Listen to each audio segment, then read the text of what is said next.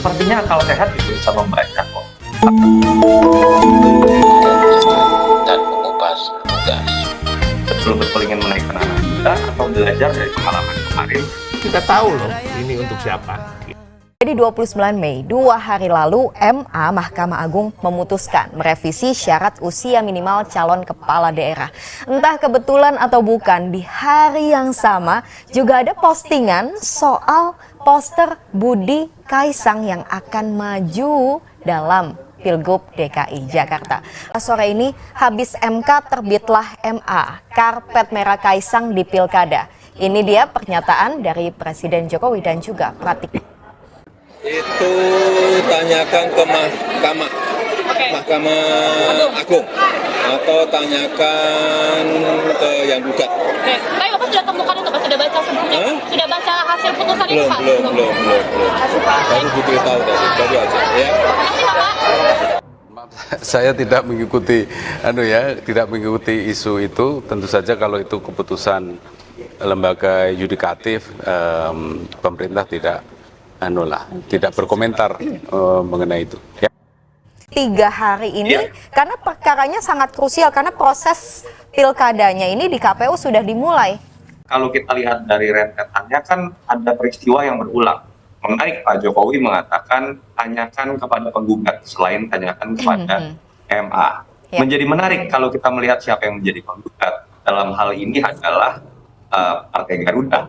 Partai Garuda ini kalau kita lihat dalam proses kontroversi terkait dengan gugatan di MK yang berujung pada putusan nomor 90, kalau kita lihat salah satu pihak yang kemudian menggugat selain PSI, beberapa kader Gerindra yang menjadi kepala daerah, ada juga Partai Garuda di situ. Dan secara politik kita tahu Partai Garuda ini ketua umumnya itu adalah saudara kandung dari salah satu petinggi Gerindra, Ahmad Riza Patria. Sehingga kalau kita bicara dalam politik praktis, orang tahu Garuda ini sangat memiliki kedekatan dengan Gerindra. Di waktu yang bersamaan kita tahu juga ramainya mengenai Kaisang. Itu bukan dari pihak netizen yang mengada-ngada, tapi postingan itu pertama kali muncul salah satunya dari Gerindra, dari Bang Dasko. Jadi ada sebuah rangkaian di situ yang kalau kita belajar dari pengalaman keputusan MK kemarin yang kontroversial, ujung-ujungnya ini dimanfaatkan oleh pihak tertentu. Ini bukan bicara tentang anak muda, ini berbicara mengenai keluarga tertentu dalam konteks kemarin adalah Mas Gibran. Kita belum bisa menuduh bahwa ini ujungnya outputnya adalah terkait dengan Mas Kaisang, tapi kalau kita coba lihat memang jadi menarik bagaimana kelonggaran dari tadinya kan bulan September ya. Siapa yang bisa mendaftar itu adalah yang lahirnya sebelum September tahun 94. Mas Kaisang ini menarik, lahirnya ini tanggal 25 Desember. Ketika kemudian aturan ini diubah, Mas Kaisang sangat bisa untuk masuk ke dalam wilayah. Itu yang menurut saya sepertinya akal sehat juga bisa membaca kok. Apakah ini sebuah proses yang bersih dari kepentingan politik pihak tertentu, betul-betul ingin menaikkan anak muda, atau belajar dari pengalaman kemarin. Ini adalah sebuah modus operandi tanda kutip lah, sah dan legal, tapi menurut saya ada permasalahan yang kalau dulu kita bicaranya kode etik, saya tidak tahu Mbak Titi, sekarang mungkin MA lebih sulit, prosesnya lebih tertutup, dan apakah ada proses yang terjadi di MK untuk minimal menguji bahwa proses ini bermasalah atau tidak. Oke, Mas Toto, saya mau tanya ke Pak Ciko. Jadi dengan apa yang terjadi saat ini di MA, apakah PDIP melihatnya seperti dejavu? Bahwa belum bisa menuduh, tapi kami bisa memastikan. Bisa memastikan? Bisa memastikan. Enggak. Jadi begini ya, kita kan bisa lihat apa yang terjadi selama ini. Kita bisa lihat apa yang terjadi berbulan-bulan yang lalu ya, ketika ada putusan MK nomor 90 tahun 2023 ya kan.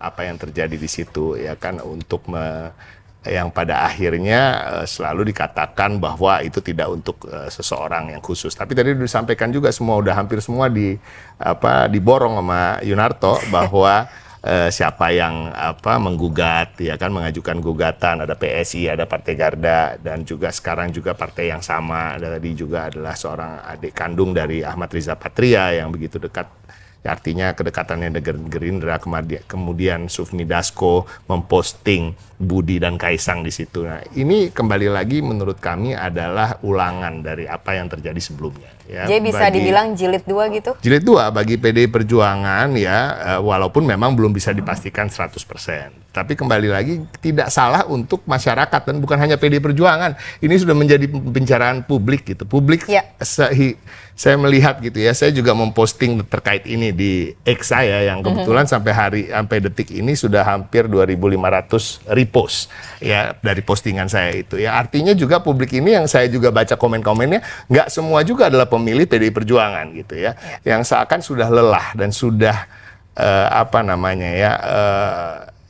enak lah ya kalau bisa dibilang ya dengan apa yang dipertontonkan pada akhir-akhir ini. Nah ini kita melihat tadi penyampaian dari Mbak Titi ya begitu komprehensif terkait dengan hukum.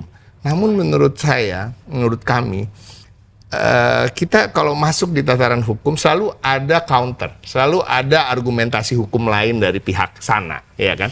Dan mereka akan selalu mengatakan apakah ini melanggar hukum? Kan akhirnya nanti rakyat yang memilih. Kata-katanya akan diulang begitu aja, ya hanya 2. Apakah ini melanggar hukum? Yang kedua adalah kan nanti rakyat juga yang akan memilih. Seperti tidak asing ya dengan nggak statement asing, itu ya. dan ini akan terulang dalam beberapa hari ke depan. Saya kebetulan akan diundang dalam beberapa acara televisi dan saya yakin argumentasi dengan 2 main wording seperti itu yang akan disampaikan. Jadi kita hanya bisa mengelus dada akhirnya. Kita hanya bisa mengelus dada, tapi kita harus terus menyuarakan bahwa kita tahu loh ini untuk siapa gitu.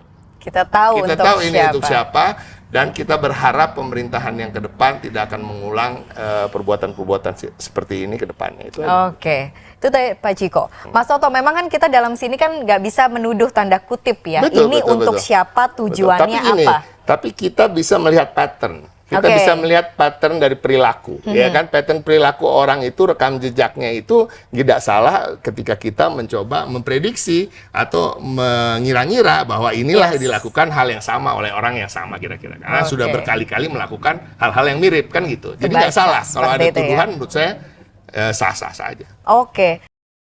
Di Pacen